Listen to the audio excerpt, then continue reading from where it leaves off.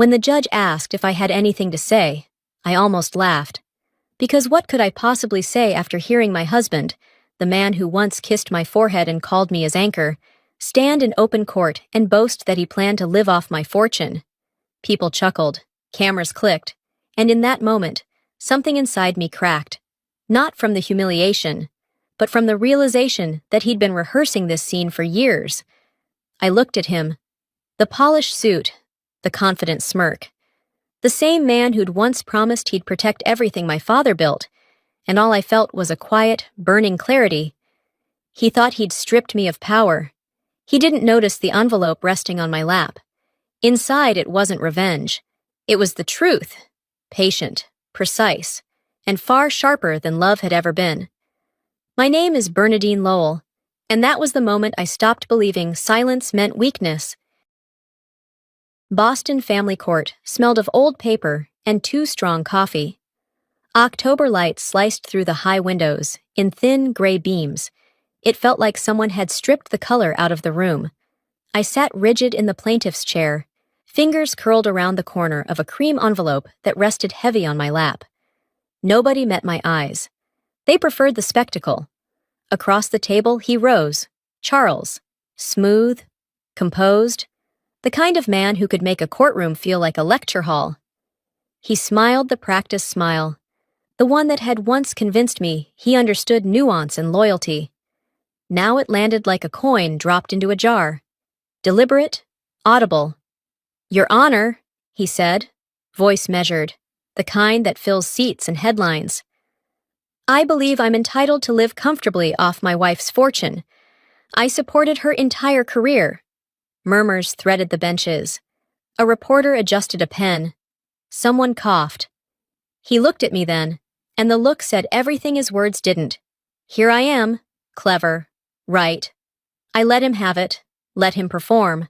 Judge Abrams watched us both, silver hair twisted into a strict knot, expression unreadable. When she asked if I wished to speak, the question sat in the air like a dare. I shook my head. "Not yet, Your Honor." Silence settled until even the sound of a pen scratching seemed loud. He continued. Grand gestures, references to contribution, to partnership, to sacrificial devotion. Every line calculated to win sympathy and ownership in the same breath. I listened, counting the small, ordinary lies. He had no idea the case he was making would be the one to undo him. 3 years earlier, I met him at a financial law conference in Boston Harbor Hotel, just weeks after my father's death. I was holding together Lowell Properties through endless inheritance disputes when he appeared. Calm, confident, knowing far too much. "You're the one who restructured Lowell's portfolio after your father's passing, right?" "That was bold," he said. He knew every number, every clause in our trust, every fear I tried to hide behind balance sheets. We talked until the staff dimmed the lights. For the first time in months, I felt seen. He took me to dinner at Menton, sent flowers to my office with a card. For the woman who built her own empire. It wasn't romance, it was validation, and I mistook it for love. 3 months later, he arrived with a legal consulting contract to protect the company. He spoke with such precision, identifying the same weak points I'd confessed over wine. I signed, thinking he was my ally.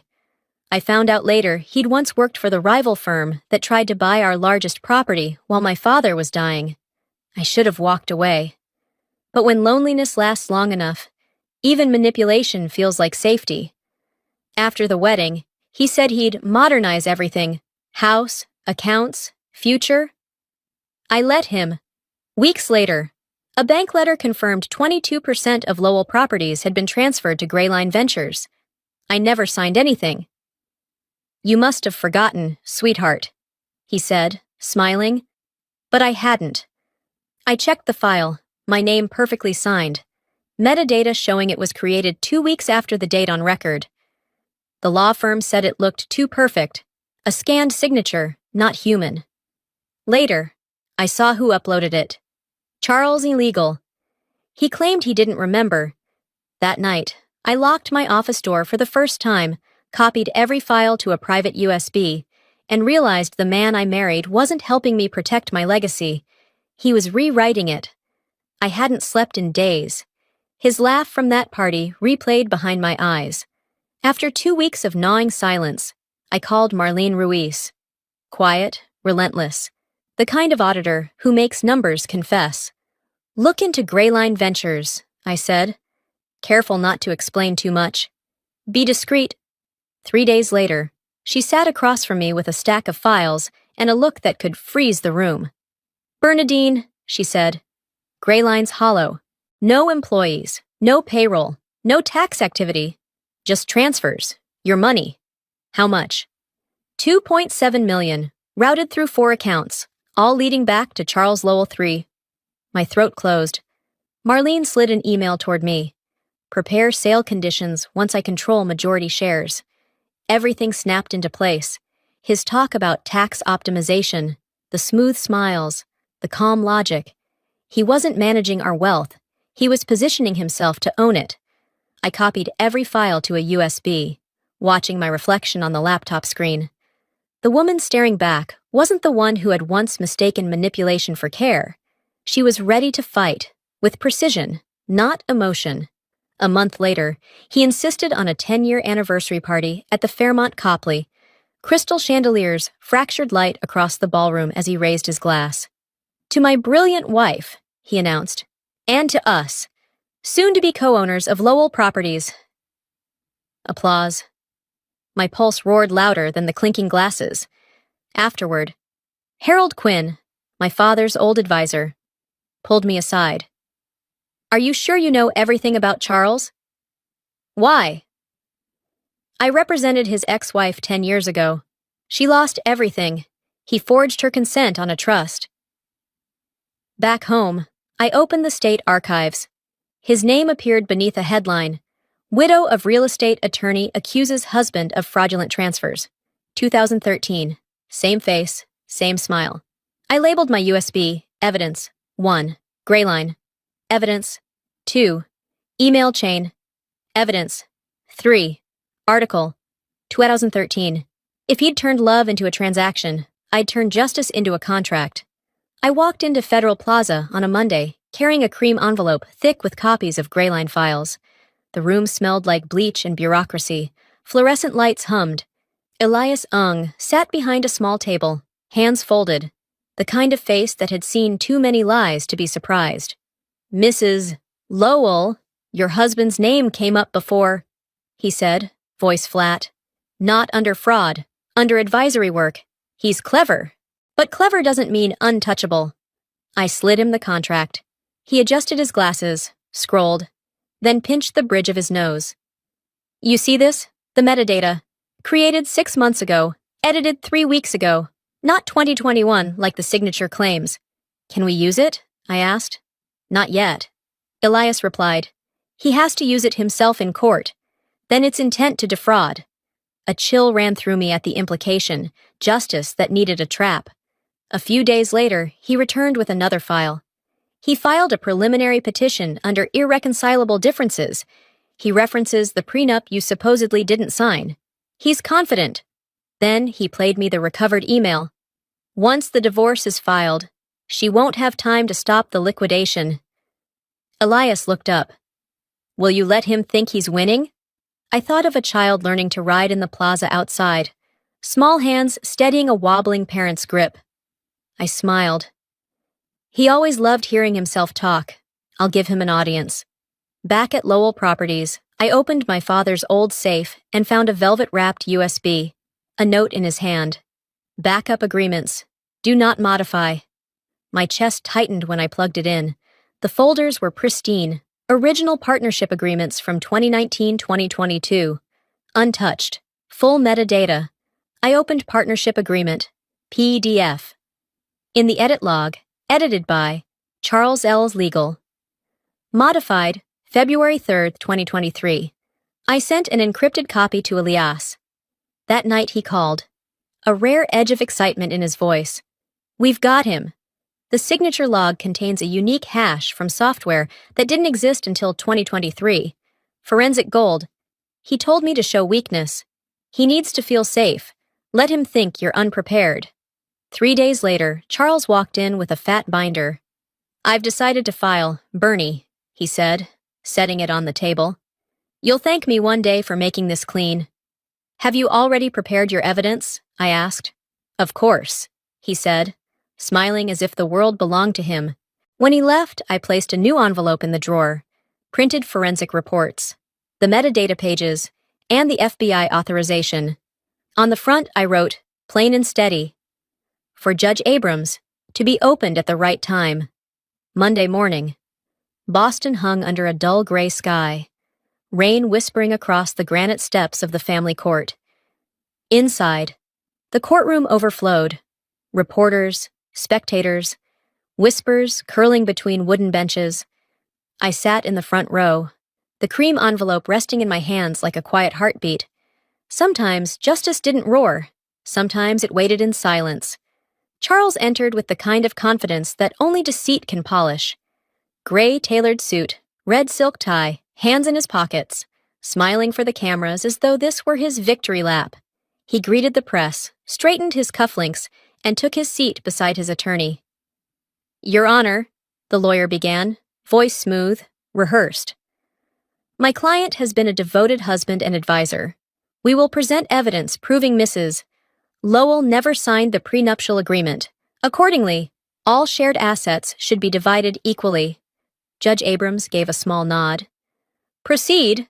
Charles stood, clearing his throat, already savoring the sound of his own voice. For years, he began, I supported my wife while she managed her late father's company. She inherited everything, her house, her fortune, her legacy. I was the one who gave her balance, credibility, companionship. I ask only to live in comfort off what we built together. Laughter flickered around the courtroom, quickly stifled. A camera clicked. He turned toward me, eyes gleaming. Bernadine, you owe me that much, don't you? I didn't blink.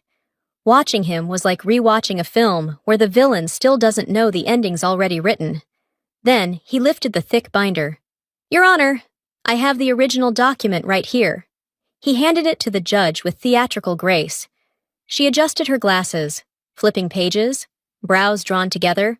I spotted Elias Ung in the back row. He gave a single, deliberate nod. It was time. I stood. Your Honor, may I approach the bench? You may. I placed my envelope beside Charles's binder. I'd like you to verify the date and composition of the ink used on Mr. Lowell's documents.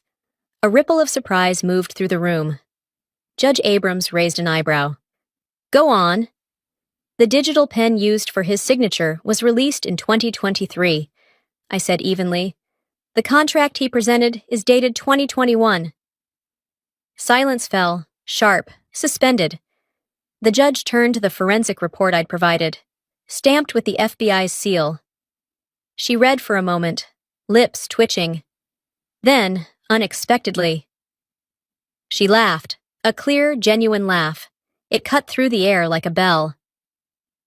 Mr. Lowell, she said, still smiling. You're asking this court to believe you signed a document 2 years before the pen you used was even manufactured?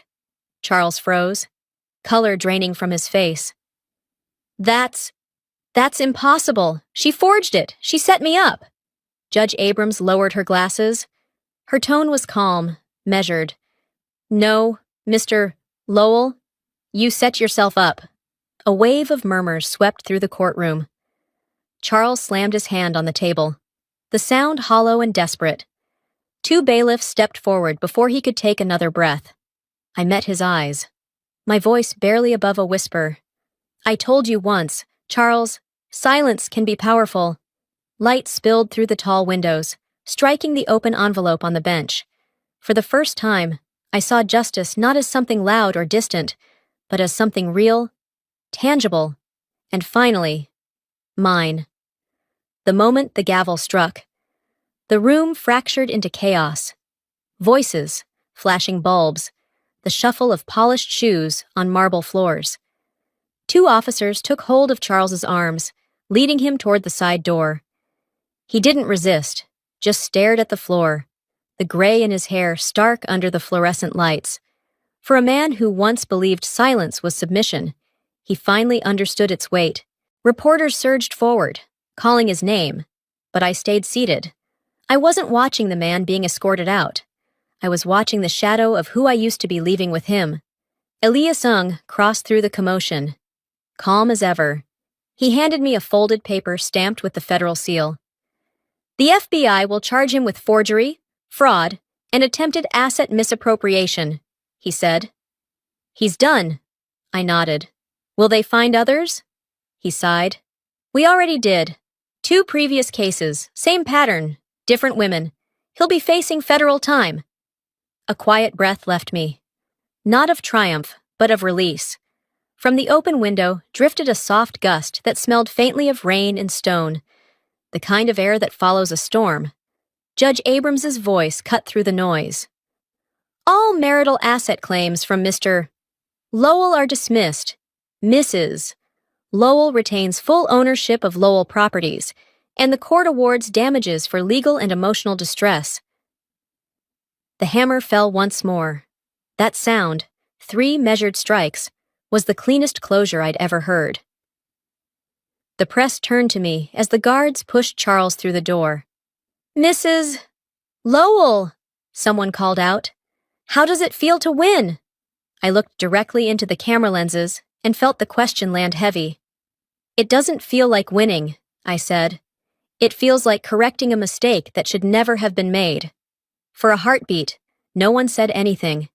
Then pens scratched and shutters clicked, but I'd already turned away. Outside the courthouse, Marlene Ruiz waited beneath the stone archway, her coat buttoned to her chin. She smiled when she saw me. You really did it. I shook my head. No. The truth did it. She tilted her head slightly, her eyes softening. And that's why it's beautiful. The car pulled up, black and quiet. I stepped in, the door closing with a final, gentle thud. As we drove through Beacon Hill, sunlight broke through the clouds, laying a warm gold over the brownstone facades. For the first time in years, Boston looked alive again. I turned to the window, watching the reflection of the woman staring back. She wasn't the wife who once avoided confrontation, or the daughter afraid of disappointing a legacy. Her eyes were steady, clear. The city blurred past, the courthouse shrinking behind me, the past fading into distance. I pressed my fingertips against the envelope resting in my lap, the same one that had once trembled in my hands. Justice didn't roar, I thought. It whispered. And today, I finally heard it. 6 months later. The city felt different, quieter, somehow cleaner. My office at the newly formed Lowell Foundation for Financial Truth smelled of fresh paint and possibility. The walls were a soft cream. The wide windows overlooked Boston Public Garden, where winter sunlight spilled like a quiet benediction across the grass. For the first time in years, there was no one left to lie to me. A single envelope sat on my desk, white, thin, addressed in a hand I knew too well. Charles's handwriting was as neat as ever, the loops precise, the arrogance even in ink. I stared at it for a long moment before breaking the seal. Bernadine, I only wanted to live off your fortune. Charles, no excuses, no apologies, just a confession stripped bare? I smiled, not with malice, but with something closer to pity. At least once, he'd managed to tell the truth. I folded the letter carefully and slid it into the top drawer, next to my wedding ring, the band I'd removed the night the lies became undeniable. And now, I said softly, you're living off my taxes. Outside, the church bells began to chime, their sound drifting over the common. Afternoon light slanted through the glass, brushing across an old photograph on the wall, my father and me, standing in front of the original Lowell Properties sign, the day we cut the ribbon together. His hand rested on my shoulder, his eyes proud and certain. He used to tell me, wealth means responsibility. For years I thought he meant money. Today, I understood he'd meant truth, because wealth built on deceit was never truly yours to keep, and justice, when earned, carried its own quiet kind of weight. I turned back to my desk. The laptop hummed softly. A new case file glowed on the screen. Claire Morton, 49, Maine. Husband transferred farmland into his sole name before divorce. I studied the summary, feeling the familiar tightening in my chest. Not anger, but purpose. All right, I murmured, clicking open the folder. Let's start with her case. In the silence that followed, the office clock ticked steadily, the sound blending with the faint hum of the city outside. Somewhere below, children laughed, a trolley bell rang, and the world went on, indifferent, but somehow lighter. I reached for a pen and began to write notes in the margin, careful, deliberate, the same way I'd once prepared my own evidence, line by line, until the truth had nowhere left to hide. When I paused, the afternoon sun had shifted. It fell across the desk, catching the edge of another envelope, the same cream-colored paper that had once sat on a courtroom bench. Its corner glowed in the light, a thin blade of gold against the wood. I didn't move it. I just watched it, the way you might watch something sacred without daring to touch. It reminded me that justice wasn't loud. It didn't arrive with applause or vengeance. It simply waited for the right moment to be seen. And sometimes, it took the shape of a small envelope, silent, unassuming, and bright enough to outshine everything that had once tried to bury it.